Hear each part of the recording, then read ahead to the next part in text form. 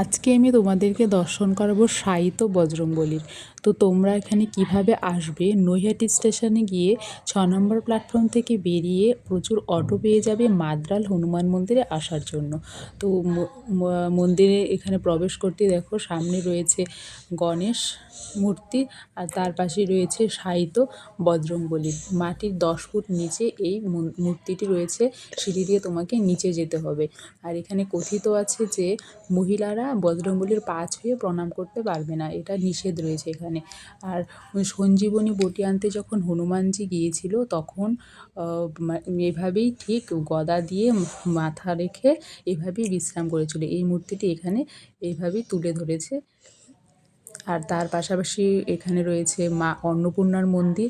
এখানে আরও অন্নপূর্ণার মন্দিরের কাজ হচ্ছে।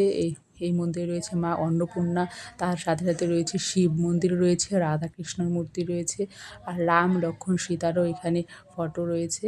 আর সমুদ্র মন্থনেরও একটা ফটো এখানে তুলে ধরেছে। আর এখানে দেখো কিউআর কোডও দিয়ে দিয়েছে, যদি কেউ হেল্প করতে চায় তো এখানে কিউআর কোড দিয়ে হেল্প করতে পারে।